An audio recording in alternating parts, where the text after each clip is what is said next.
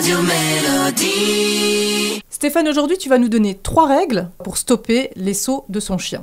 Exactement. Les sauts quand on rentre à la maison, par exemple. Bah surtout, parce Oui. que très souvent, c'est ce que les clients me disent, le chien n'arrête pas de sauter sur mes invités, n'arrête pas de me sauter dessus. Alors c'est gênant, hein, parce que voilà, ça saute C'est sur le le chien qui est pantalon. content. Ah, le chien il est content et on l'a Ouais. renforcé à être content lorsqu'on rentre. C'est-à-dire qu'on a fait finalement la rentrée chez soi quelque chose d'extraordinaire. Oui, c'est vrai, souvent. On est content de retrouver son chien, il est content. C'est ça, et très souvent on est plus content de retrouver son chien que sa femme.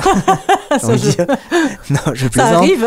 Mais en tout cas, ce qu'il faut effectivement faire, c'est inverser la tendance. C'est-à-dire qu'il faut expliquer à son chien que de rentrer à la maison, c'est normal. Et que de sortir aussi, c'est normal. Donc en fait, ça veut pas dire qu'il va pas falloir être content de le revoir. Et ça, je vais vous expliquer qu'on va bien lui montrer finalement que nos retrouvailles sont joyeuses. Mais d'abord, il va falloir exécuter 3 règles. C'est ne pas regarder son chien, ne pas toucher son chien et ne pas parler à son chien. Oh, c'est dur, ça. C'est très dur. Alors très souvent, ça peut paraître cruel pour Oui. certains propriétaires, mais en réalité non. C'est-à-dire qu'il va falloir rentrer, et il va falloir totalement ignorer son chien, même s'il vous saute dessus. Parce que lorsque votre chien est petit, vous saute dessus, on est toujours très content de le récompenser en le caressant, mais lorsqu'il va faire 30-40 kilos, il va vous sauter dessus, ça va plus être la même histoire. Ouais.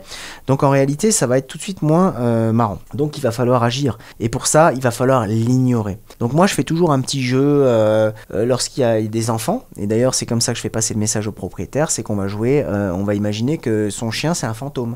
Et à partir de là, on l'ignore. Là, ce que tu me dis, c'est dur pour mon petit cœur. Non, vous allez rentrer et vous allez Ouais. tout simplement ignorer votre chien. Vous allez enlever votre veste, vos chaussures, vous allez vous faire couler un thé ou un café. Et ensuite, lorsque votre Seulement. chien est calme, vous allez passer un vrai moment d'affection. Et c'est un petit peu ce que j'expliquais lorsque je parlais de la structure. Ça fait partie finalement des besoins du chien, exercice, règles et affection. Et là, le chien est calme, on va aller vers lui, on va lui faire une vraie caresse, on va passer 5 minutes avec lui, à lui faire des papouilles, à être content, sans rentrer dans une excitation monumentale. Mais en tout cas, l'affection va se détacher du moment où on rentre. Ça veut dire que quand je dis pas lui parler, c'est pas un mot, même quand il vous saute dessus. C'est pas le toucher, même quand il vous saute dessus. Et c'est pas le regarder. C'est-à-dire qu'il faut complètement l'ignorer. Ouais, Et mon chien, c'est un fantôme, quoi. c'est Vraiment. ça. Et je vous invite vivement à passer le message à vos invités et aux membres de la famille. Parce que très souvent, les gens me disent « Ah ben moi, ça a fonctionné, mais par contre, ça fonctionne pas avec mes parents, ça fonctionne pas avec mes copains,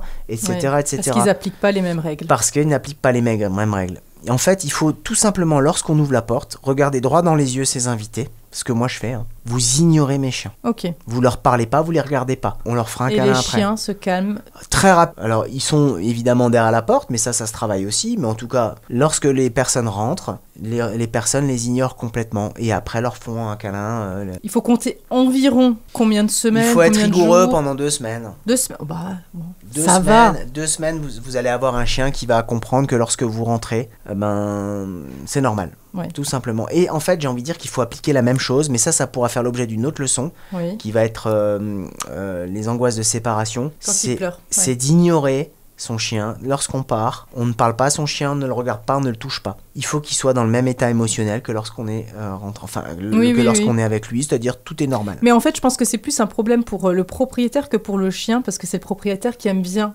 qu'on lui fasse la fête aussi quand il rentre. Bah évidemment, mais Hein, après, je veux dire, on est évidemment, toujours oui. heureux de voir que le chien il est content de nous Mais voir. le problème vient toujours des propriétaires. C'est vrai. C'est-à-dire qu'on éduque toujours les maîtres et très peu les chiens. Oui, c'est vrai en fait. Bah c'est oui. ça. Merci beaucoup pour ces conseils. Je vous en Et prie. puis à très bientôt.